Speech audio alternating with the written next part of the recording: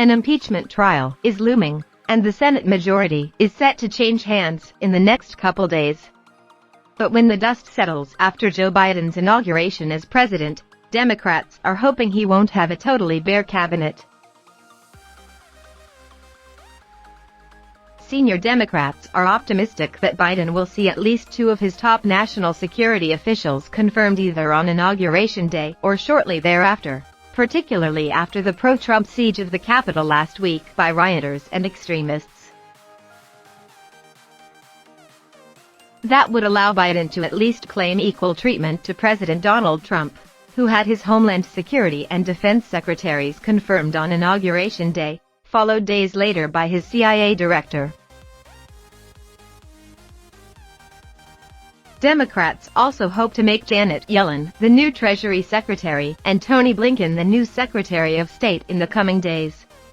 But they say the minimum bar should be confirming Alejandro Mayorkas to the Department of Homeland Security and retired General Lloyd Austin to the Defense Department to beef up national security. Obviously we need a Department of the Treasury and other key positions, certainly. But in terms of the security of the country, there's a great sense of urgency, said Senator Debbie Stabenow, D. Michigan, the number 4 Democratic leader, in an interview on Monday afternoon.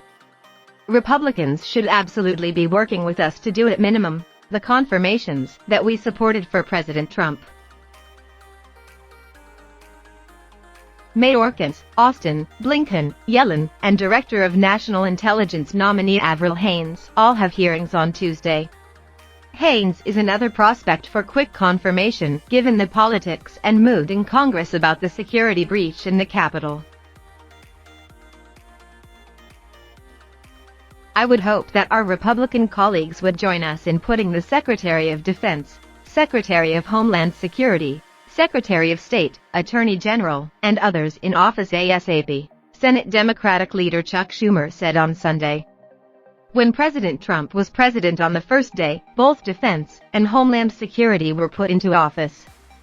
We Democrats supported that happening. We need cooperation.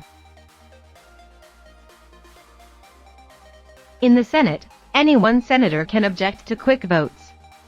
When Schumer becomes majority leader, he can force votes himself on cabinet nominees, but each would take several days. Democrats can confirm nominees in the Senate unilaterally once they have the majority. While Austin is popular in both parties, his confirmation is more difficult because he needs a waiver to serve as Defense Secretary since he has not been out of the military for the minimum of 7 years. The House must pass that waiver before he can be confirmed, and Democratic leaders there say it's a top priority. The internal security threat the U.S. faces right now is serious.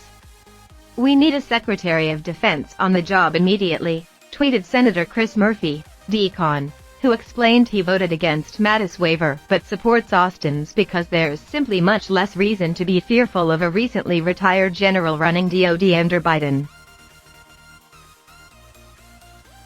Confirmation of any cabinet officials could be tough on Inauguration Day for a variety of factors. 3 new Democratic senators, Jon Ossoff and Raphael Warnock of Georgia, plus Alex Padilla of California, must be sworn in. And Kamala Harris must be the vice president to give Democrats a 50-seat majority, with Harris breaking ties. All those events should be official by late Wednesday or Thursday. Moreover, the committees and the overall Senate must be organized by Schumer and Senate Republican leader Mitch McConnell. Those negotiations are ongoing, though they will likely follow much of the precedent from the last 50-50 majority 20 years ago. And heightening the intrigue, Speaker Nancy Pelosi has yet to send Trump's impeachment articles over to the Senate. An impeachment trial could preempt other business unless McConnell and Schumer strike an agreement on a schedule for Biden's confirmations and the trial. Senator Ben Cardin, DMD, said on MSNBC on Monday that he believed the impeachment trial would not start on Inauguration Day. McConnell and Schumer have been in discussions for several days and remain in contact, said a source familiar with the matter. McConnell has said he would treat Biden's nominees much better than Schumer treated Trump's, though Democrats remember McConnell not being especially kind to President Barack Obama's picks. So much of how we proceed is about whether or not Mitch McConnell is gonna want to help get the personnel in place for the security of the country and want to work with Chuck Schumer to move forward. Or will he take a position he has before with President Obama? Stabenow said, "We don't know. And that makes a difference.